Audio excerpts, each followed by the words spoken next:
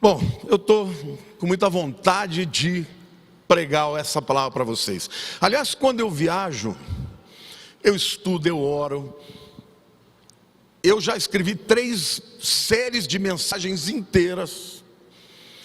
Assim, estou em ponto de bala, não vi a hora de chegar aqui para pregar na igreja Palavra Viva. Até os meus seguidores no YouTube falavam, pastor, quando é que você vai voltar a pregar na igreja? Porque lá se prega diferente. Estou em casa, né? Estou com o meu povo. Uma outra notícia. Marquei a minha bariátrica.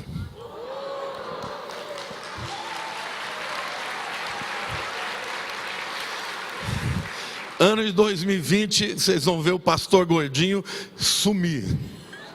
Não é doença, é fechar a boca na força. Entendeu? 22 de março, orem por mim, logo depois da conferência, que aí se Jesus me levar, eu já vou para o céu na boa. Não vai levar não, porque eu ainda vou ganhar muita gente para Jesus aqui. Glória a Deus.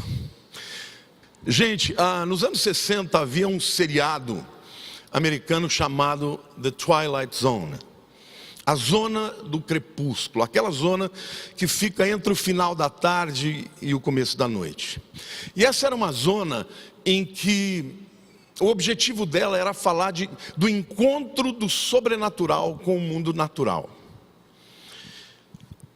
E alguns dos episódios eram episódios interessantes. Por exemplo, um deles, o indivíduo está comprando numa loja de departamento, ele olha para os manequins e ele começa a enxergar no manequins pessoas. E ele descobre então que pessoas foram sobrenaturalmente aprisionadas naqueles manequins. Um outro episódio, um padre descobre que a vida dele na verdade é um filme. E ele é um protagonista, então ele não sabe qual é a vida real dele, porque a vida que ele acredita ser real é um filme. Um outro episódio fala do indivíduo que está viajando de avião à noite, e quando ele olha pela janela, ele vê um demônio sentado à janela, destruindo o motor do avião. Então as pessoas assistiam a série, aguardando muito, porque ela mexia com esta coisa do sobrenatural. E dentro de um mundo com uma visão naturalista, onde tudo que existe é aquilo que você vê e toca, esta ideia de uma quinta dimensão, de uma dimensão sobrenatural, mexia muito com as pessoas. E até hoje, os blockbusters, os filmes que mais vendem, são os filmes que envolvem o sobrenatural. Mas para nós que somos crentes, o sobrenatural é absolutamente natural. Nós cremos na existência do sobrenatural, assim como cremos naquilo que nós vemos. Sim ou não? Quantos aqui acreditam que existe um mundo espiritual? Quantos creem na vida após a morte? Quantos creem que neste momento que nós estamos aqui, existem outros seres espirituais que estão nos assistindo? Quantos aqui creem nisso? Pois é, o mundo espiritual é um mundo onde existe uma guerra, um confronto entre 2 reinos, entre o reino de Deus e o império das trevas. A base do reino de Deus é a verdade, a justiça, o juízo. A base do reino das trevas, do império das trevas, é a mentira. E pensando sobre isso, hoje eu quero falar para vocês sobre as 4 maiores mentiras de Satanás. Estas mentiras, ele usa muitas mentiras, mas eu acredito que todo esse sistema de mentiras usado pelo diabo e pelos seus anjos, ele tem a ver com estas 4 mentiras que eu vou apresentar a vocês a partir da reflexão de Gênesis capítulo 3, da queda do homem. Amém? Quantos estão prontos para ouvir? Diga amém, em nome de Jesus. Bom, quantos aqui se lembram da história da queda e da tentação? Não é isso? A queda toda aconteceu porque Deus havia colocado o homem, sua esposa, no jardim do Éden, supria todas as coisas, e de repente um certo dia, Satanás entra na história e puxa uma conversa e diz para Eva que ela podia comer do fruto proibido. E que ela não ia morrer coisa nenhuma. Ao contrário, o dia que ela comesse, aquele sentimento que ela estaria tendo, até porque foi ele quem colocou, de insatisfação, olha, Deus está sonegando melhor. Você pode comer de tudo, mas o que é bom mesmo, Ele não quer que você coma. E essa historinha aí de que se você vai comer, vai morrer, mentira. Ao contrário, você vai ficar independente, você vai ser como Ele. Conhecedor do bem e do mal. E vocês conhecem a história, sabe que daí veio a queda do homem e todos os males que nós enfrentamos. A mentira é o instrumento de Satanás. Acredite nisso. O propósito dele não é falar a verdade para você. Ao contrário, é fazer com que você acredite nas suas mentiras como se fossem verdades. Mas a primeira mentira que nós podemos extrair aqui desta situação é que você não tem o que necessita para ser feliz.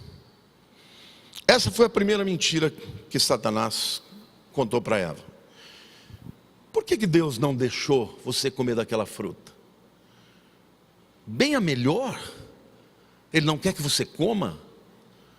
Você já parou para pensar? E certamente, essa árvore estava no meio do jardim, certamente Adão e Eva passaram inúmeras vezes por ela. Mas foi Satanás quem trouxe a discussão, quem levantou o assunto e disse: a verdade é que Deus não está te dando o melhor. Ele não quer que você seja plenamente feliz. Essa é uma mentira muito usada pelo diabo. Você não tem o que você necessita para ser feliz. Sabe, gente, quantos aqui se lembram daquele jogador, David Robertson? Quantos aqui são mais velhos assim, por volta de uns 50 anos para cima? Quantos assistiam a NBA? Um jogador, David Robertson, vocês vão lembrar, ele jogava no time do Michael Jordan, no Chicago Bulls, tinha um cabelo rosa, era todo maluco, cheio de tatuagem, né? Quando o Chicago Bulls ganhou o primeiro título do Michael Jordan, e o Michael Jordan estava levantando o troféu, o David Robertson conta que ele olhou para aquilo e ele pensou assim: estou eu aqui, 5 carros importados, 2 mansões, com dinheiro na conta, mais do que eu nunca imaginei que ia ter, muito mais.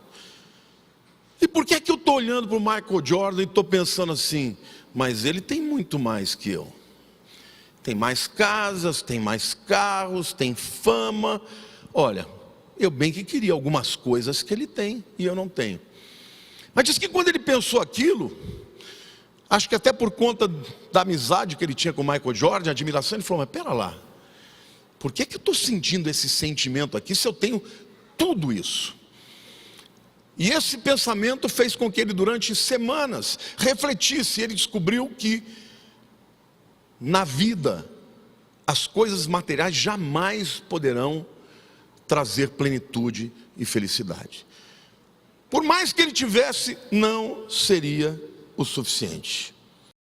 Então Satanás usa como isca a mentira de que você, para ser feliz, você tem que ter mais.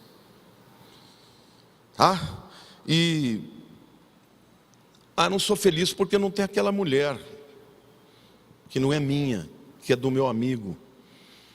Eu não sou feliz porque eu não tenho aquele carro, aquela casa, porque eu não recebi aquela promoção. E tudo isso passa a ser uma mentira para que o homem persiga a felicidade através de possuir coisas que ele não tem. E aqui eu quero deixar bem claro que eu não estou dizendo que você desejar progredir na vida, crescer profissionalmente, adquirir coisas, que isso seja pecado. Não é. Uma pessoa que não tem ambição não progride. O que eu estou falando é fazer dessas coisas o objeto da sua felicidade. Eva tinha, como Adão, tudo o que necessitava. Mas a partir do momento que ela acreditou na mentira do diabo, de que a felicidade dela estava naquela fruta, ou naquele fruto, muitas coisas ruins aconteceram a partir disso. Então, Satanás continua usando essa mentira hoje.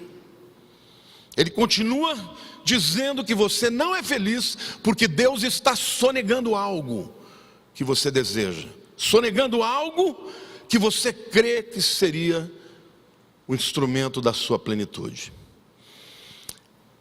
A sequência desse entendimento, ou de acreditar nessa mentira: inveja e ciúmes. Tiago capítulo 3, preste atenção, porque aqui o apóstolo está afirmando literalmente que a raiz dos males humanos vem daí. Ele diz assim: pois aonde há inveja e sentimento faccioso, aí há confusão e toda espécie de coisas ruins. O invejoso, ele olha para o outro que tem, e ele começa desejando o que ele tem, e acreditando que o indivíduo que tem não merece ter o que tem, e ele que não tem, mereceria ter. A partir do momento, esse sentimento se desenvolve para algo ainda pior. Ele não só deseja o que o outro tem, mas ele deseja que o outro não tenha. E se ele falar, já que eu não posso ter, eu quero que ele não tenha também. E isso gera todo tipo de facção, todo tipo de briga. O próprio apóstolo Tiago, no capítulo 4, ele vai aprofundar mais do tema quando ele diz: de onde procedem guerras e contendas que há entre vós? De onde, senão dos prazeres que militam na vossa carne? Cobiçais e nada tendes, matais e invejais e nada podeis obter. Viveis a lutar e a fazer guerras, nada tendes porque não pedis. Pedis e não recebeis, porque pedis mal, para esbanjardes em vossos prazeres. Infiéis, não compreendeis que a amizade do mundo é inimiga de Deus? Aquele, pois, que quiser ser amigo do mundo, constitui-se inimigo de Deus. Tiago está dizendo claramente que as pessoas brigam e têm inveja de uma das outras por causa de desejos carnais. Aqui não fala só de sexo, fala de desejos que não são lícitos, porque são desejos de coisas que pertencem a outros. E aí ele continua dizendo: vocês pedis e não recebeis, porque pedis mal. Ele está até dizendo assim: olha, se você quer alguma coisa, pede para Deus. Não tem nenhum problema de você pedir para Deus, e Deus vai dizer sim ou não. Porque quando você pede para a honra e glória de Deus e para o uso do propósito de Deus, Ele vai te dar. Mas quando você usa para simplesmente desejos carnais, Ele vai dizer não. E o que vier não é dele, é do diabo.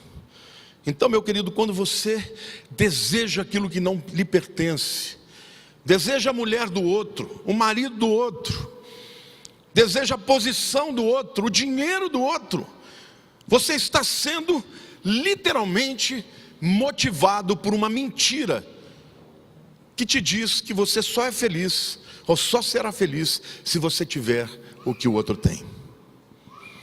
Essa mentira, gente, acaba também por transformar o nosso sistema de valores. E quando o nosso sistema de valores é transformado, Satanás, ele cria uma lógica onde ele começa a comparar coisas diferentes, como se fossem iguais.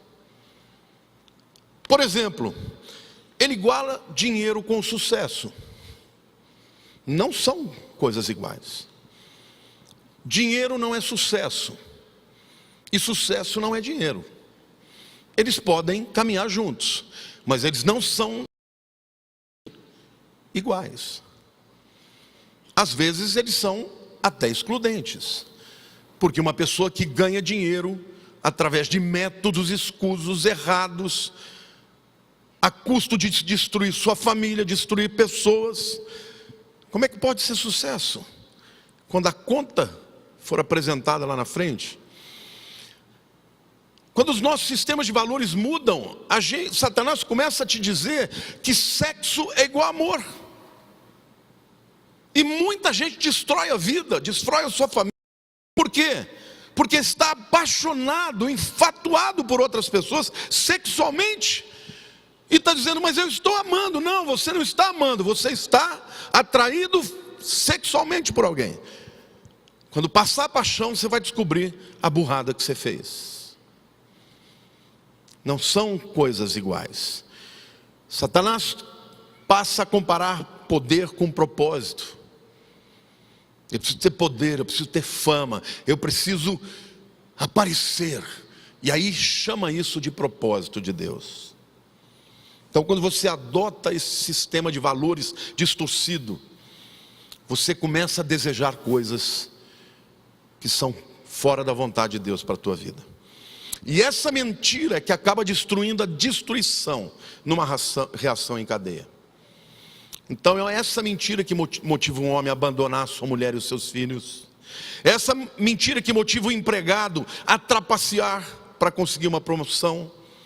Que motiva um empresário a roubar os seus clientes. Que motiva empresários a se comprometerem, a se corromperem, a se comprometerem com esse sistema corrupto. Nós vemos o que aconteceu nesse país. Quantos empresários participaram de esquemas de corrupção. Faz com que políticos traiam os seus eleitores. Sabe, gente, mas aqui eu quero deixar claro, a Bíblia também não está dizendo que a ausência de dinheiro traz felicidade. Porque o problema não é o dinheiro. Diga assim, o problema não é o dinheiro. Diga, o problema é o amor ao dinheiro. O problema é quem você escolhe para o teu porto seguro. Se o teu porto seguro é Deus, o dinheiro deixa de ser o seu senhor e passa a ser o seu servo. E eu quero dizer isso porque hoje a gente percebe no meio da teologia, dos pregadores, aqueles que pregam contra a teologia da prosperidade, fazem muito bem, porque é distorcida, mas acabam indo para o outro extremo e apresentando o evangelho como se fosse a teologia da pobreza, como se pobreza fosse virtude. Vejam o que a Bíblia diz a respeito disso. Provérbios capítulo 3, versos 13 a 16. Feliz o homem que acha sabedoria e o homem que adquire o conhecimento, porque melhor é o lucro que ela dá do que a prata, e melhor a sua renda do que o ouro mais fino. Mais preciosa é do que pérolas, e tudo o que podes desejar não é comparável a ela. O alongar-se da vida, está falando da sabedoria, o alongar-se da vida está na sua mão direita, e na esquerda riquezas e honra. O que Deus está dizendo é que quando você tem sabedoria, e segundo o próprio livro de Provérbios, o princípio da sabedoria é o quê? Temor a Deus, temor ao Senhor. Se você adquire a sabedoria na esquerda da sua mão, o que está lá? O alongar-se da vida está na sua mão direita. Vai viver mais. Olha para o teu lado, diga, quem tem sabedoria vive mais. E na esquerda, riquezas e honra. Dizendo aqui que todo mundo vai ficar rico, mas eu estou dizendo aqui que se você andar na vontade de Deus e fizer da sua lei, da sua palavra, a verdade na sua vida, você vai melhorar nos seus relacionamentos. Quando Deus me chamou para o ministério, Ele disse, você vai ser um pregador da palavra, mas a partir de agora, você vai ser um estudioso. Ontem no Descende eu conheci muitas pessoas que eu conhecia só de ver pelas mídias sociais, pessoas cujo ministério está estourando. Muitos chegavam para mim e diziam, pastor, como você é um homem sábio, como você é um estudioso, eu aprendo com você. E eu falava assim, nossa, a gente não tem muitas vezes, a noção do que Deus está fazendo com a nossa vida. Mas isso não foi, irmãos, alguma coisa que veio por osmose. Foi a decisão de obedecer a Deus, de estudar a sua palavra, de colocá-la em prática. Amém? Então Deus está dizendo para você: não pense que a tua felicidade está em alguma coisa. Não existe um fruto que vai te dar plenitude e felicidade, mas se você buscar a Deus e colocar Ele no centro da sua vida e andar em obediência, em temor a Ele, esta sabedoria vai fazer com que você tenha a plenitude de vida e ainda a prosperidade na sua vida. Amém? Você pode aplaudir o Senhor, diga: eu creio.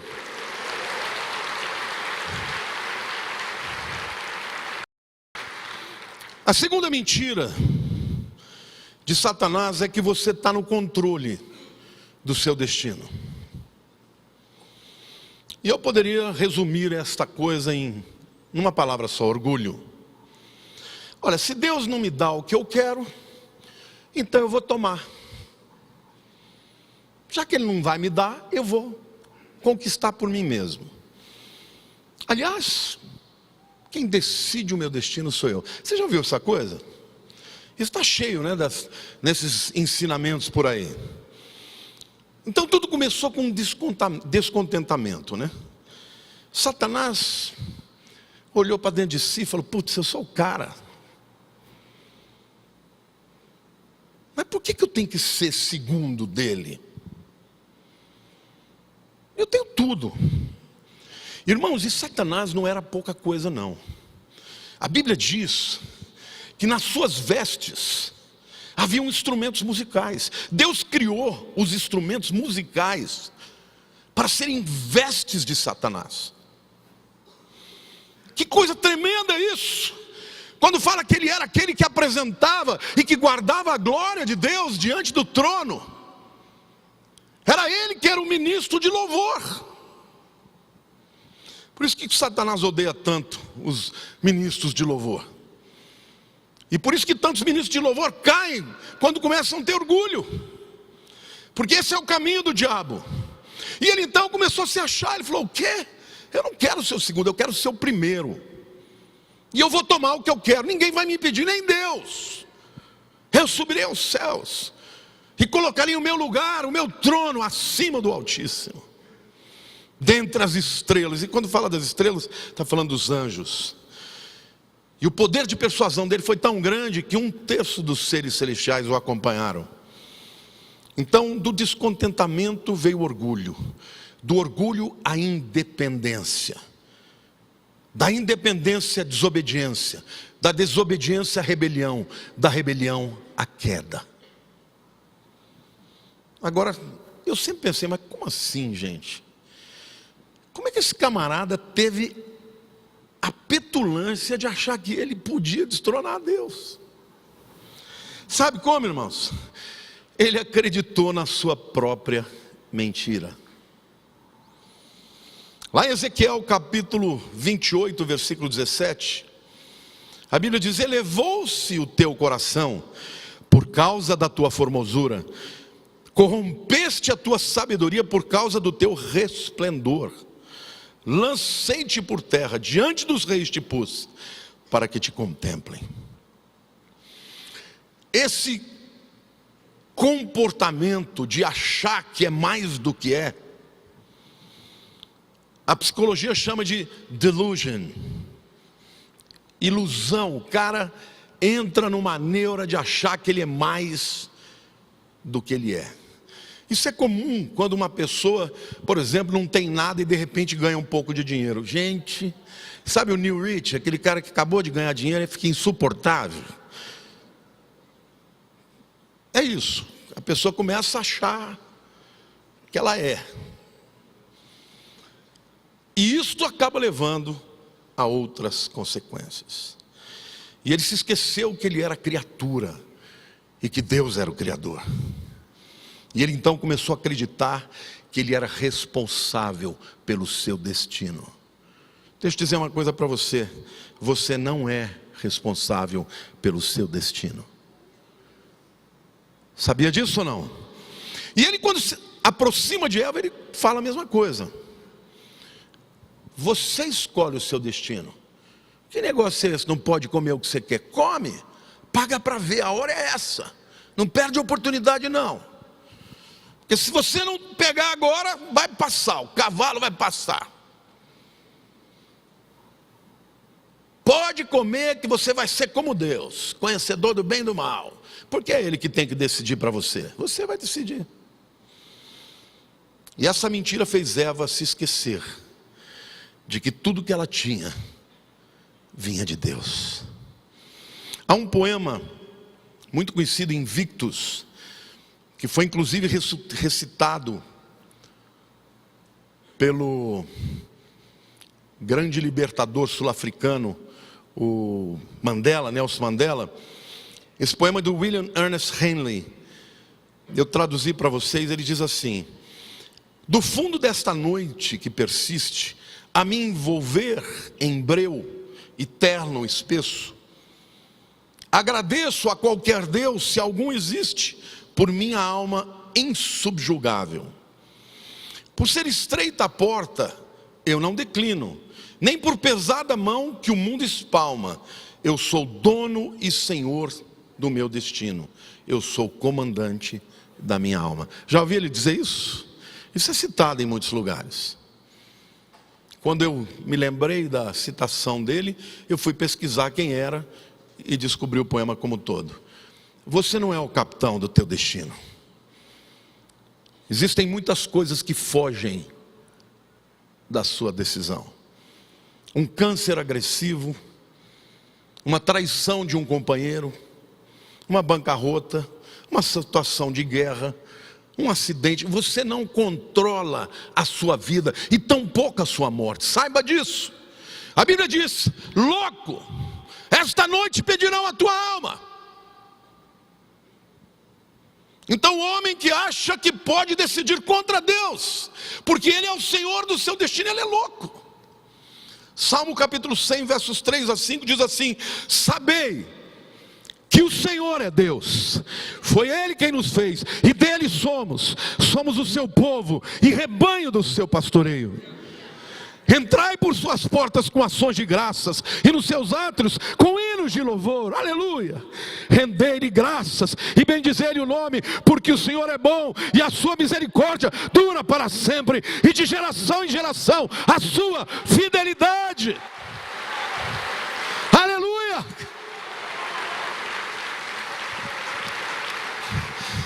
Quem reconhece que tem mais do que merece, que apesar de sermos pecadores, Deus nos agracia, não só com o perdão, mas com a sua filiação, que Ele é o nosso provedor, que Ele nos ama. Qualquer coisa que recebemos de Deus, nos alegramos. E a Bíblia diz que Deus dá graça ao humilde e resiste ao soberbo.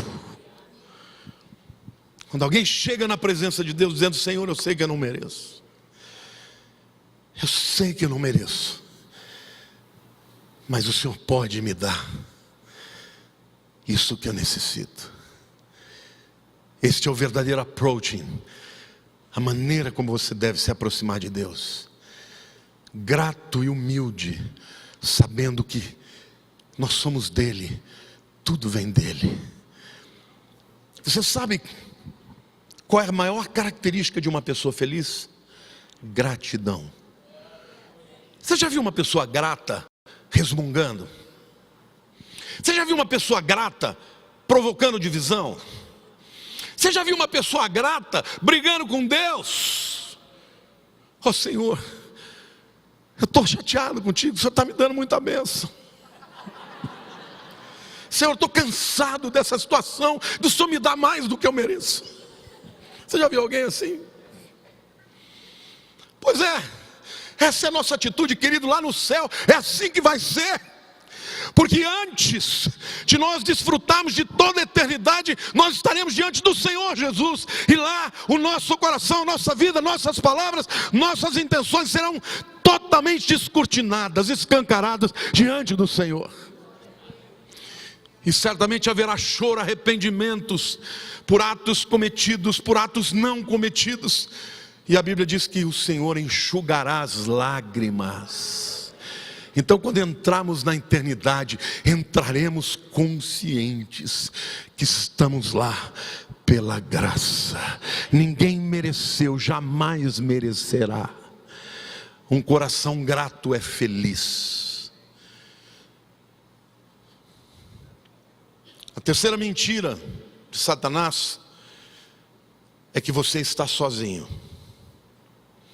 Porque sabe, gente, o primeiro sentimento negativo que houve na história da humanidade não foi a inveja, não foi o ódio, foi o medo.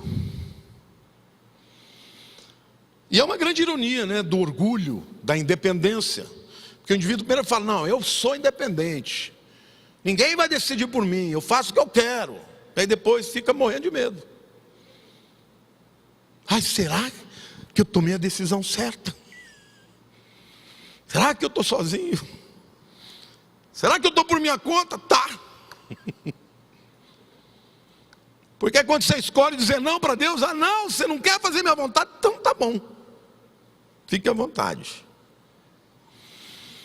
Então, a despeito das afirmações, né, de autoconfiança, pessoas acabam descobrindo, irmãos, da maneira mais difícil, que nós não somos comandantes dos nossos destinos. Nem tudo que acontece a você, você tem controle. Existem muitas coisas das quais você não tem controle. E quando você descobre isso, vem o medo. Não é isso? Mas por outro lado, quando você descobre que tem um Deus todo-poderoso que cuida de você, você prefere ser conduzido por aquele que vai te conduzir aos pastos verdejantes, às águas tranquilas.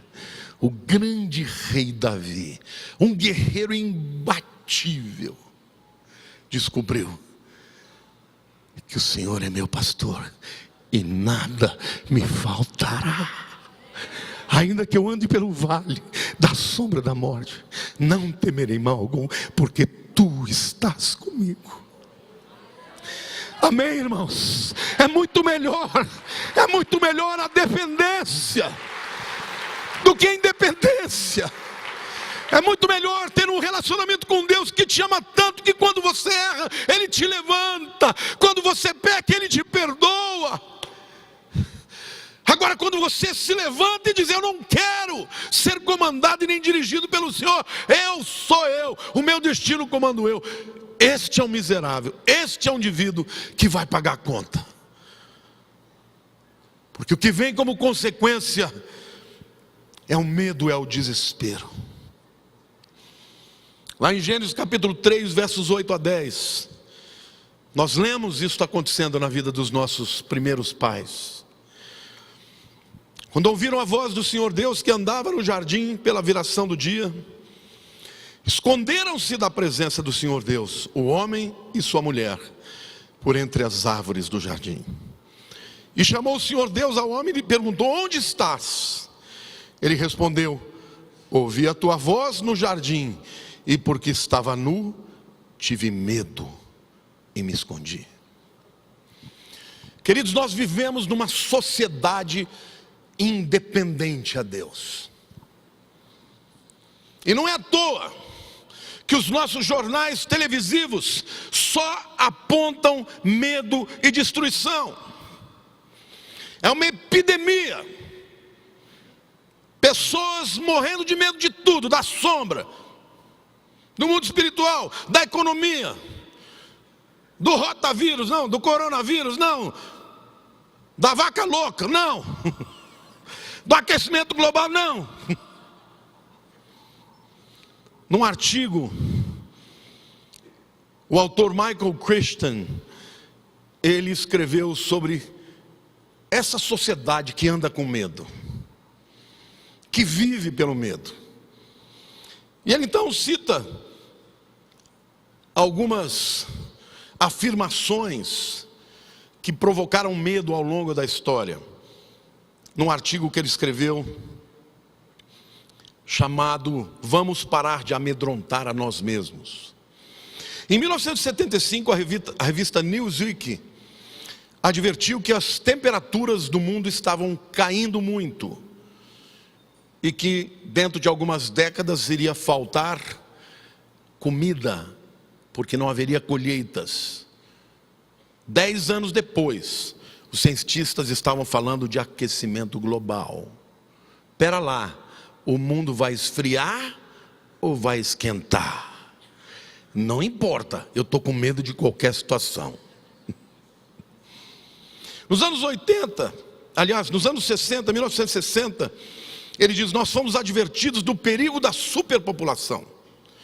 E ele disse que no ano 2030, o mundo ia ter 14 bilhões de pessoas. Mas no final do século XX, o nível da fertilidade caiu pela metade. E nós estamos no ano 2021 com 7 bilhões. Muita gente temeu sem necessidade. A verdade é que a relação entre o medo e sociedades independentes de Deus não é aleatória. É consequência natural. Quem teme ao homem, diz a Bíblia, armas ciladas. Mas o que confia no Senhor, descansa em segurança. Repita comigo, quem teme ao homem, armas ciladas. Mas quem confia no Senhor, descansa em segurança. Quantos aqui estão passando por alguma grande luta? Você confia em Deus? Relaxa, Ele está no controle. Descansa, Ele está no controle. Você quer viver independente ou você quer ter um pai que cuida de você? Aquele que habita no esconderijo do Altíssimo, à sombra do Onipotente, descansará. Aleluia, você pode aplaudir o Senhor?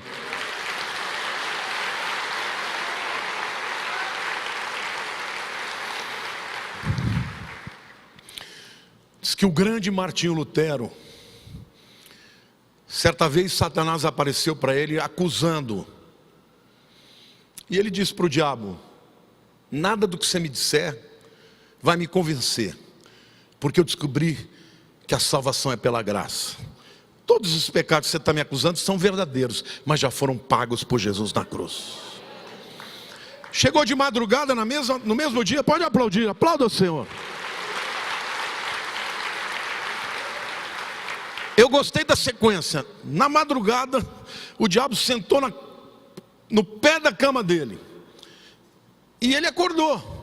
Diz que ele acordou, olhou o diabo e falou, é você? Virou. Tem muita gente dando ibope pelo diabo. Querido, se você anda debaixo da sombra do Senhor, você descansa em segurança. Então aprenda. Quando você opta por deixar que Deus conduza a tua vida, você vai ter como consequência segurança, confiança, descanso.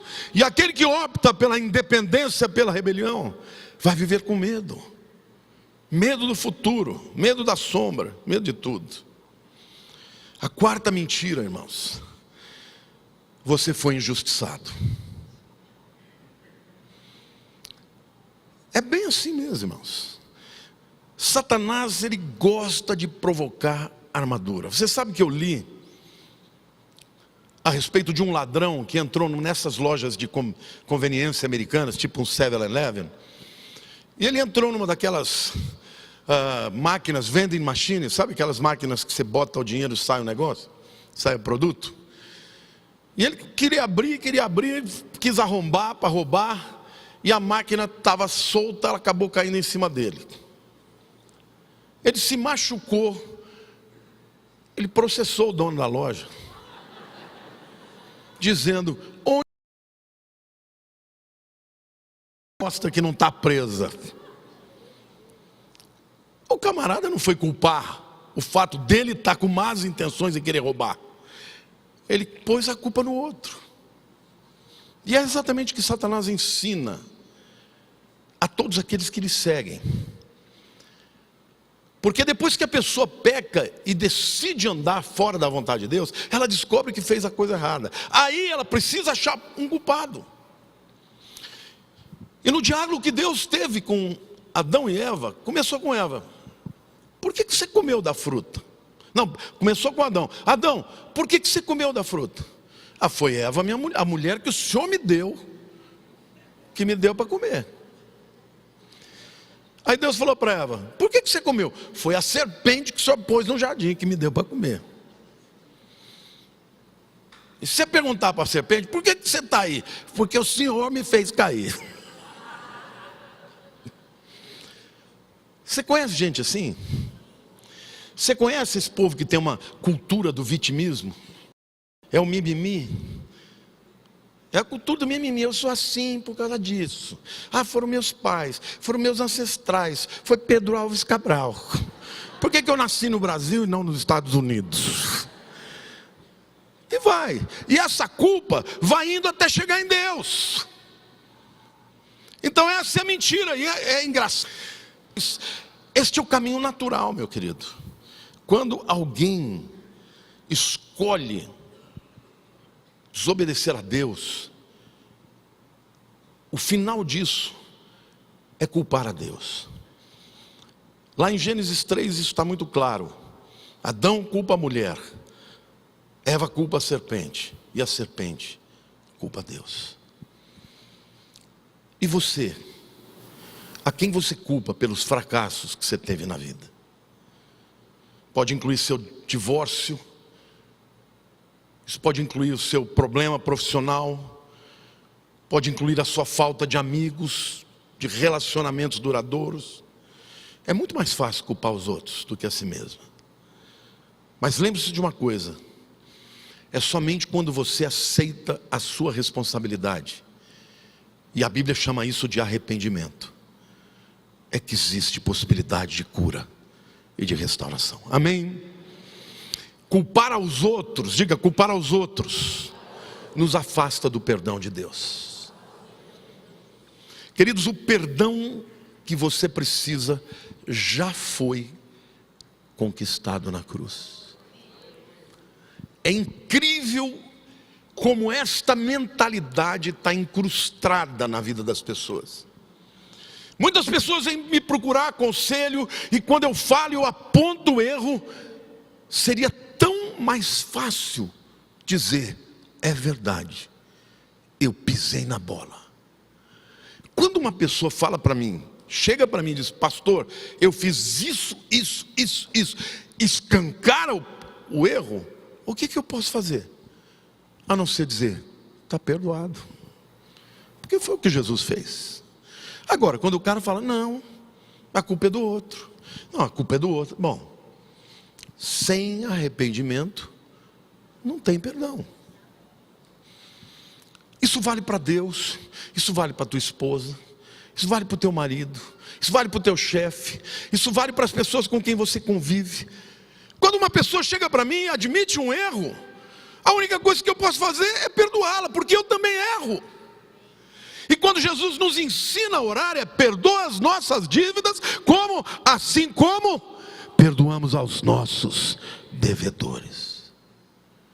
Eu sempre perdoo, irmãos. Sabe por quê? Eu falo para Deus, Deus, vai vendo. Eu perdoo. Eu também quero ser perdoado. Não é lindo isso? Para que culpar o outro? Para que culpar a vida? Para que culpar a Deus? Quando a culpa, na maioria das vezes, é das nossas próprias escolhas. Culpar aos outros, portanto, nos torna escravos do ressentimento. Você sabe que tem uma tribo na África que ela tem como a principal delicacy, tem a principal, vamos dizer, como é que chama? Essas coisas gostosas, como é que chama? Quando você quer comer, por exemplo, um chocolate. Guloseimas. São os saguis. Eles gostam de comer sagui. E sagui é um bichinho esperto. É um bichinho pequenininho.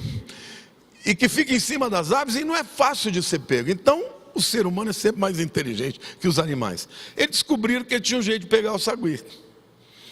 Eles pegavam cocos, esvaziavam, tiravam a água, faziam buracos bem pequenos, que desse para os saguis enfiar a mão, e enchiam de amendoim lá dentro. E penduravam nas árvores, deixavam amarrado nas árvores. Os saguis iam lá, enfiavam a mão, pegavam os amendoins. Só que na hora que eles pegavam os amendoins, a mão ficava maior. Aí eles não conseguiam tirar. Que dó, que maldade, né? E ele chegava então com as zarabatanas, e o saguizinho não sabia se ele abria a mão do amendoim ou se ele fugia com a sua própria vida. Quase 100% das vezes ele não queria abrir mão do amendoim e morria por causa disso. Gente que não abre mão de ressentimento é que nem esse sagui, fica preso, é presa fácil para Satanás. Meu irmão, deixa o amendoim, vai embora, deixa o amendoim que fizeram contra você. Deus tem coisa melhor para você. Amém? Aplauda o Senhor.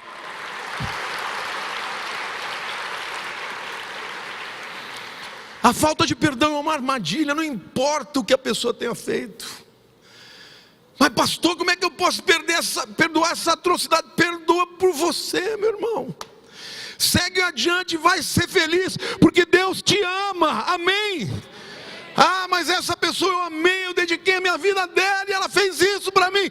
Deixa o amendoim e vai embora.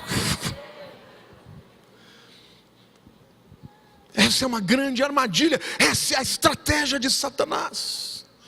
Ele começa querendo te levar a desobedecer a Deus, dizendo: você não é feliz porque Deus não te dá o que você quer. Depois ele vai além e diz: olha, você pode ser independente de Deus e pode ser muito feliz. Você comanda o seu destino, você é o senhor do seu destino, é o comandante do seu destino. E aí vai mais. Isso gera medo, gera ressentimento, gera culpa para Deus. Pessoas ressentidas com Deus não se arrependem e não podem viver uma vida de relacionamento com Deus e com ninguém. Pode ter certeza disso. Pessoas com feridas na alma, que não são tratadas, são pessoas que destroem todos os relacionamentos. Então eu estou dizendo aqui, Deus está dizendo para você: há uma provisão de Jesus na cruz para você. Se você foi o autor do pecado, Ele já pagou o preço. Mas se você foi o receptáculo, se você foi o objeto do ódio, do erro, da violência de alguém, solta o amendoim e vai embora para a liberdade, porque foi para Cristo, para a liberdade que Cristo nos libertou. Amém, igreja? Você pode aplaudir o Senhor, você pode dizer: eu quero viver assim.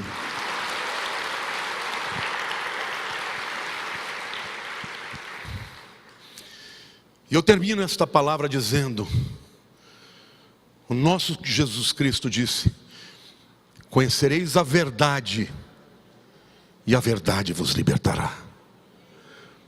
A verdade, ela pode ser o antídoto para o sofisma, para a mentira, para aquele engano de você acreditar que a tua felicidade está em outra coisa, ou em outra pessoa que não seja Deus. Conhecereis a verdade sobre si mesmo, sobre os seus problemas, sobre as suas almas, sobre as suas feridas. Eu me lembro que quando a minha mãe morreu, minha mãe era a segurança de amor que eu tinha. E eu nunca escondi de ninguém que eu tive muita dificuldade no meu relacionamento com meu pai. Eu achava que meu pai não me amava, eu achava que ele amava mais a minha irmã do que a mim. Porque eu era menino, e a gente tinha 1 ano e 2 meses de diferença, eu e minha irmã, e a gente brigava e eu batia nela, e eu apanhava do meu pai. Essa foi a nossa história. Acho que eu não me lembro de ter um dia que eu não apanhei do meu pai. Acho que se eu não apanhei é porque ele estava viajando. Mas aquilo criou uma série de coisas dentro de mim. Eu lembro que quando a minha mãe morreu, eu fiquei tão voltado para aquela coisa que nem eu me aguentava. Você já sentiu assim? Eu não estou me aguentando. Eu olhava no espelho e falava, que droga, meu. Toma a tua linha, rapaz, você tem 40 anos, você tem uma igreja para cuidar, que fica com esse mimimi aí. Eu fui procurar uma psiquiatra, eu falei, eu preciso de ajuda. Me deu um antidepressivo, eu tomei por 1 ano, e aquilo me ajudou a sair do problema. E ao mesmo tempo eu fui buscar Deus. Deus usou pessoas para me abençoarem, para me amarem, para cuidar de mim. A partir daquele momento, um ano depois eu deixei o antidepressivo, não precisei mais, mas eu descobri o quão funesto, quão maléfico é você viver debaixo de uma mentira de que você é infeliz por causa dos outros. E a partir do momento que eu comecei a buscar em Deus, a paternidade em Deus, eu descobri que meu pai era um homem maravilhoso, e que ele não era aquele monstro que eu via que ele era. E que na verdade Satanás era o culpado. Querido, você tem que culpar alguém, culpa o diabo, não a Deus, porque Deus te ama. Eu sei os planos que eu tenho para você, que são planos de paz. Deus tem o melhor para você. Aliás, Ele já deu o melhor, e o melhor é o seu filho. E se Deus não poupou o seu próprio filho, como eu, juntamente com Ele, não nos dará todas as outras coisas? Querido, você pode ser plenamente feliz na pessoa do Senhor, amém? É Ele que é o motivo da nossa alegria. Ele é o nosso Salvador, é o nosso provedor, é o nosso melhor amigo, é a nossa esperança, é para onde vamos. Não acredite nas mentiras do diabo. Não são as coisas vão te dar plenitude e satisfação. Não são os outros que são culpados pelos seus fracassos. Ainda há tempo. Ainda há tempo para você abandonar o amendoim e tirar sua mãozinha dessa cumbuca e ser livre. Ainda há tempo para mudar de vida em todas as áreas, nos seus relacionamentos, na sua vida profissional. Sabe, gente, eu aprendi uma coisa, que quando a gente quer algo, a gente tem que batalhar por ela. Durante muitos anos, eu acreditei que eu era uma pessoa que não gostava de estudar. Mas o dia que eu falei, eu vou ser um estudioso, e decidi, isso aconteceu na nossa vida.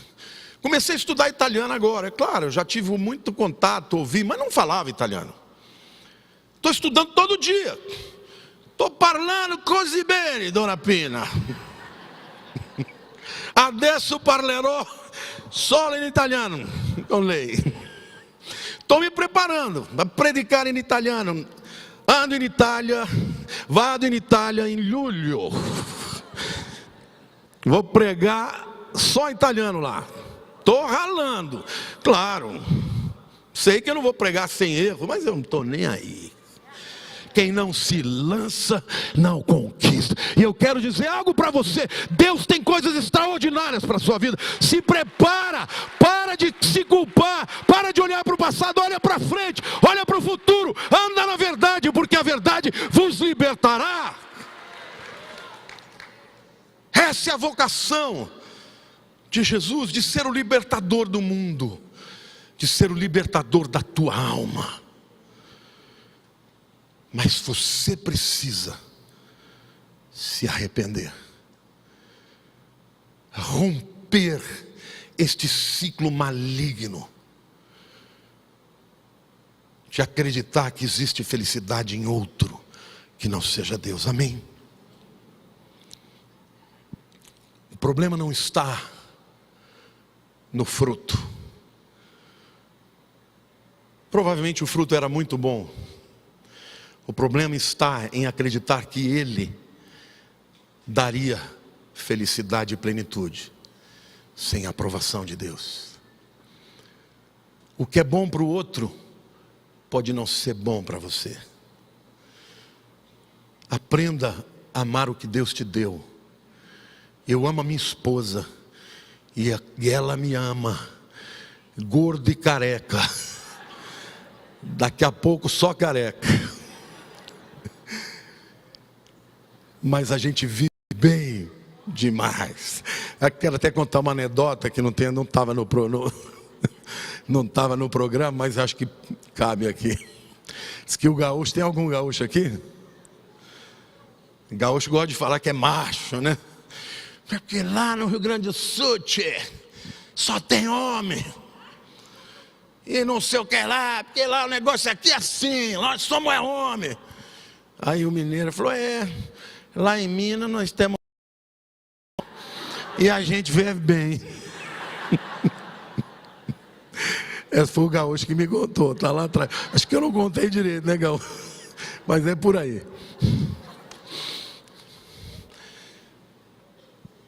Meu amado, ande na verdade. Nós estamos vivendo num tempo onde o maior ataque de Satanás é contra a verdade. A era pós-modernista. O mundo está querendo fazer você acreditar que as causas dos males humanos é a visão judaico-cristã. É a verdade do Evangelho.